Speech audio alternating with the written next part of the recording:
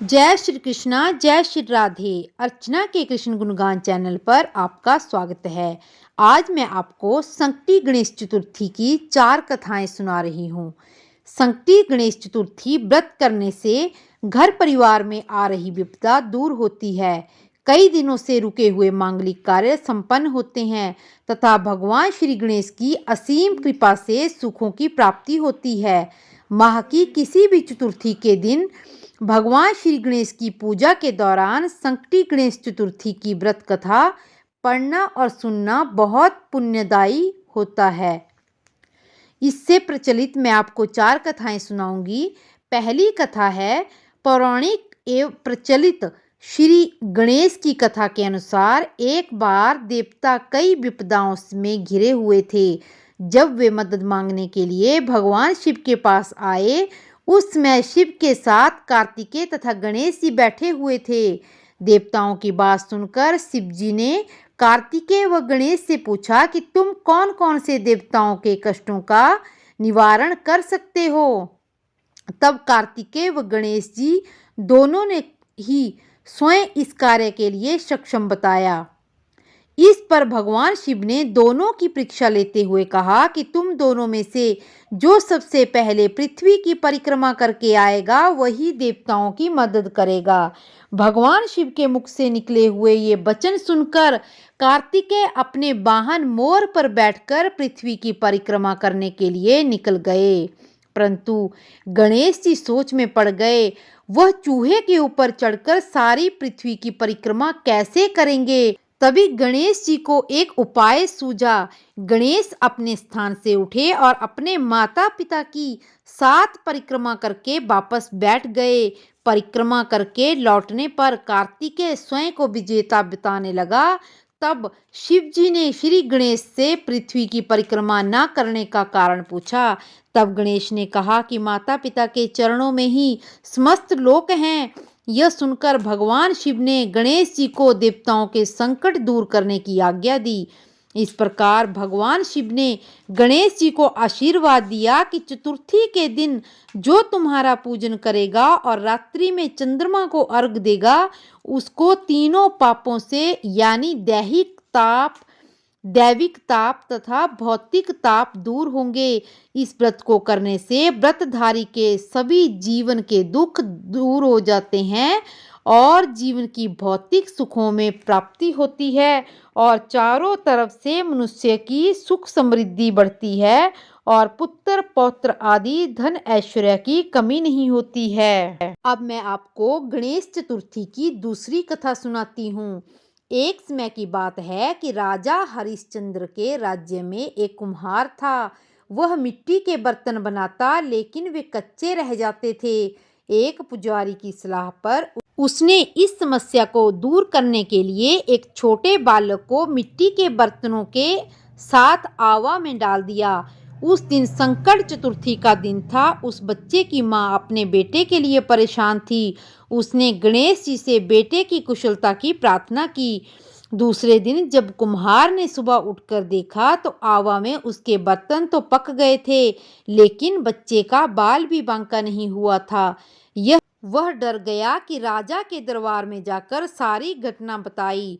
उसके बाद राजा ने उस बच्चे और उसकी माँ को बुलवाया तो माँ ने सभी तरह के विघ्न को दूर करने वाली संकट चतुर्थी का वर्णन किया। इस घटना के बाद सभी महिलाएं संतान और परिवार के सौभाग्य के लिए संकट चतुर्थी का व्रत करने लगी। अब मैं आपको संकट चतुर्थी की तीसरी व्रत कथा सुनाती हूँ। श्री गणेश चतुर्थी की व्रत कथा की पौराणिक कथा के अनुसार एक बार भगवान शिव और माता पार्वती नर्मदा नदी के तट पर बैठे हुए थे। वहां माता पार्वती ने भगवान शिव से समय व्यतीत करने के लिए चौपड़ खेलने को कहा। शिव चौपड़ खेलने के लिए तैयार हो गए, परंतु इस खेल में हार जीत का फैसला कौन करेगा, यह प्रश्न उनके समस्त उठा। तो भगवान शिव ने कुछ तिनके एकत्र करके उसका एक पुतला बनाकर उसकी प्राण प्रतिष्ठा कर दी और पुतले से कहा, बेटा, हम चौपड़ खेलना चाहते हैं, परंतु हमारी हार जीत का फैसला करने वाला कोई नहीं है, इसलिए तुम बताना कि हम दोनों में से कौन हारा और कौन जीता। उसके बाद भगवान शिव और माता पार्वती चौपड़ खेलना शुरू हो गए। यह खेल 3 बार तक खेला गया और संयोग से तीनों बार माता पार्वती ही जीत गई। खेल समाप्त होने के बाद बालक ने हार जीत का फैसला करने को जब कहा गया तो बालक ने महादेव को विजय बताया। यह सुनकर माता पार्वती क्रोधित हो गई और क्रोध में आकर उसने बालक को लंगड़ा होने, कीचड़ में पड़े रहने का श्राप दे दिया। बालक ने माता पार्वती से माफी मांगी और कहा, यह मुझसे अज्ञातवश हुआ है, मैंने किसी द्वेष भाव के कारण ऐसा नहीं किया। बालक द्वारा क्षमा मांगने पर माता ने कहा, यहाँ गणेश पूजन के लिए नाग कन्याएं आएंगी, उनके कहे अनुसार तुम गणेश जी का व्रत करो, ऐसा करने से तुम मुझे प्राप्त करोगे। यह कहकर माता पार्वती शिव भगवान के साथ कैलाश पर्वत को चली गई।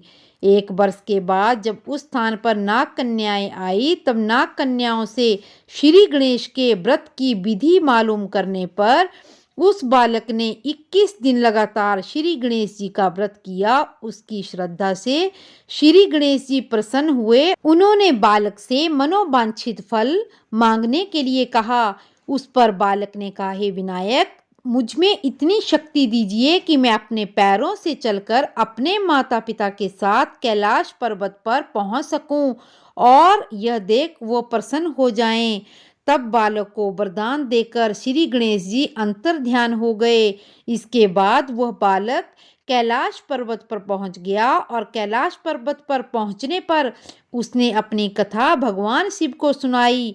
चौपड़ वाले दिन माता पार्वती शिवजी से विमुख हो गई थी, अतः देवी के रुष्ट होने पर भगवान शिव ने भी बालक के बताए अनुसार 21 दिन तक श्री गणेश जी का व्रत किया। इस व्रत के प्रभाव से माता पार्वती के मन में भगवान शिव के प्रति जो नाराजगी थी वो समाप्त हो गई। तब यह विधि भगवान शंकर ने माता पार्वती को बताई, तो यह सुनकर माता पार्वती के मन में अपने पुत्र कार्तिकेय से मिलने की इच्छा जागृत हुई।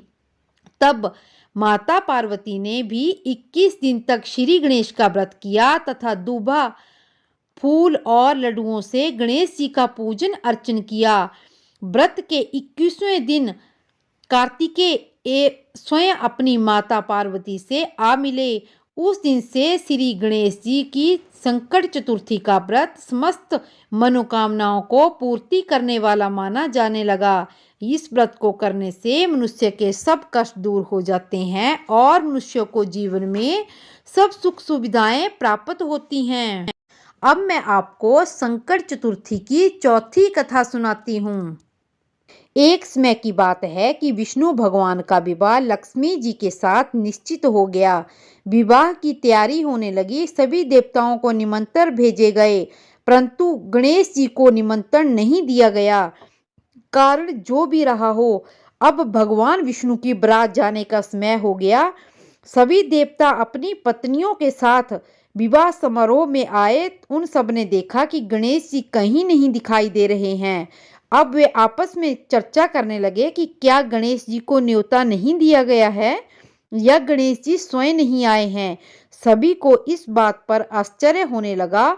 तभी सभी ने विचार किया कि भगवान विष्णु से इसका कारण पूछा जाए।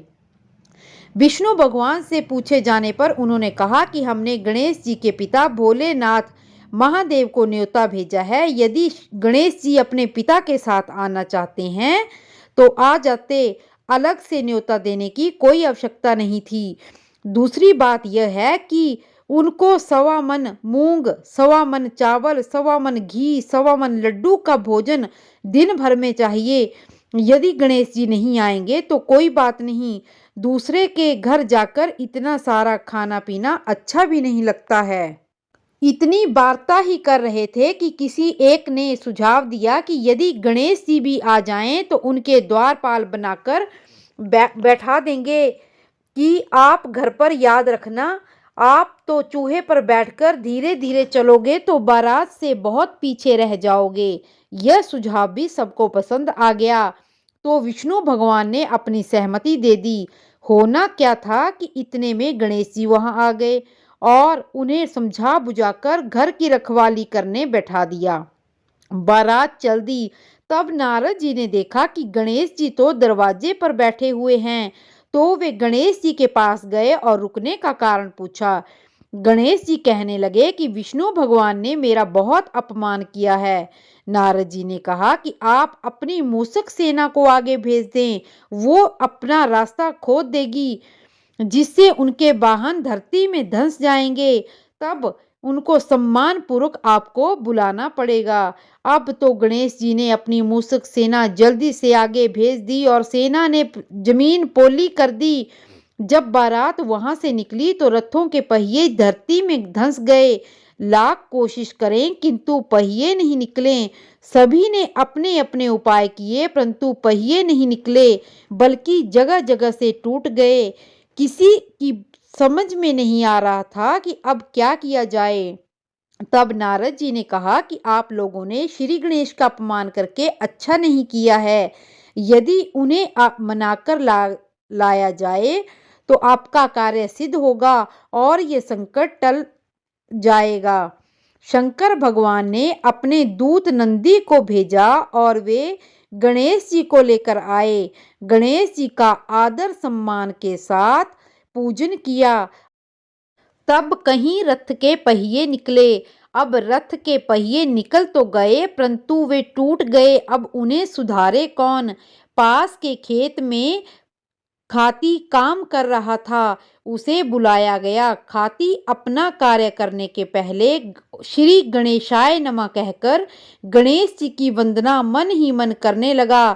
देखते ही देखते खाती ने सभी पहियों को ठीक कर दिया। तब खाती कहने लगा कि हे देवताओं, आपने सर्वप्रथम श्री गणेश को नहीं मनाया होगा और ना ही उनकी पूजन की होगी, इसलिए तो आपके पास ये संकट आया है।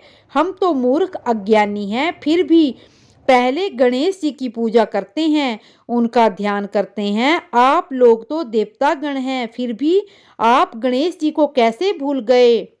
अब आप लोग भगवान श्री गणेश की जय बोलकर जाएं तो आपके सारे काम बन जाएंगे और उसमें कोई भी संकट नहीं आएगा।